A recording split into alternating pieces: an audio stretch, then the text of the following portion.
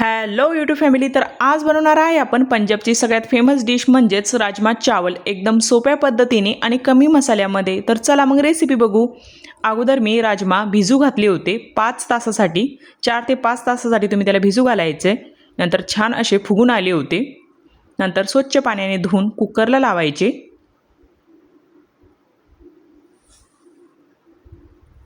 नंतर 1.5 ग्लास पाणी घालायचं. राजमा बॉईल करून घ्यायचे आहे आपल्याला. इथं मी 1.5 ग्लास पाणी घातलं होतं बॉईल करण्यासाठी. आणि नंतर 3 शिट्ट्या काढून घ्यायच्या. आणि नंतर राजमा आपला असा बॉईल झाला होता. नंतर राजम्यासाठी लागणारं वाटण बघूया. त्यासाठी घेतलेले मी लाल मिरच्या 4 ते 5, 1 टमाटर, 1 कांदा, खोबरं आणि लसण. नंतर वाटण मिक्सरला बारीक करून घेऊया. थोडं पाणी घालायचं. आणि आपण इथं कच्चंच वाटण तयार करून घेतलं आहे. नंतर ठेवायचं इकडं पातेलं गरम करायला. नंतर घालायचं तेल.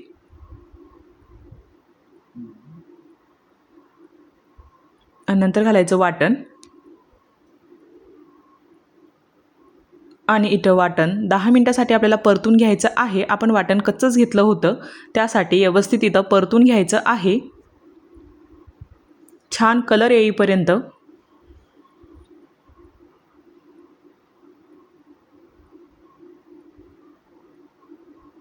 आणि 10 मिनिटानंतर छान अशी आपल्या ग्रेव्हीला कलर आला होता. नंतर घालायचा अंबारी मसाला 2 चमचे. नंतर थोडी हळद घालायची. आणि परत याला परतून घ्यायचं. आणि तुमच्याकडे जर राजमा मसाला असेल तर तुम्ही घालू शकतात, नसेल तर काही हरकत नाही. आणि छानपैकी हा मसाला आता व्यवस्थित फ्राय झाला होता. नंतर थोडं पाणी घालायचं. नंतर थोडी कोथिंबीर घालायची.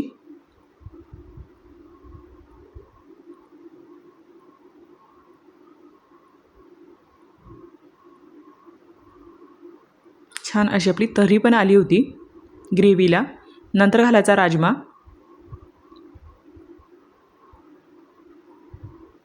नंतर चवीनुसार मीठ घालायचं.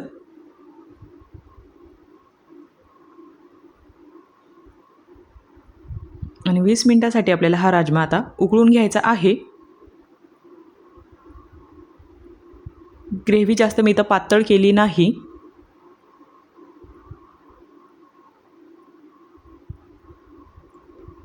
ग्रेव्ही आपल्याला इथं घट्टच ठेवायची आहे, म्हणजे खायला छान लागते.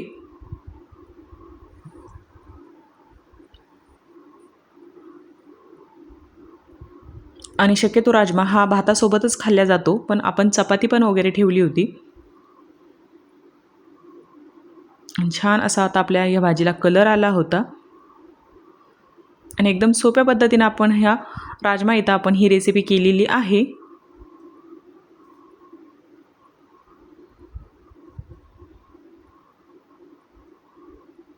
चला नंतर एका डिशमध्ये काढून घेऊया.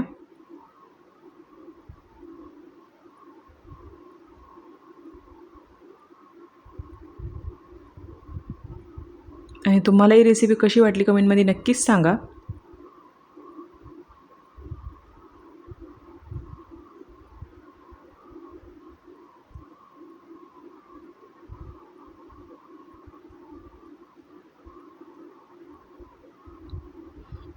आणि नंतर मी सलाद, राजमा,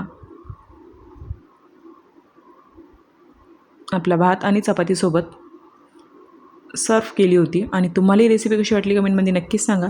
थँक्यू.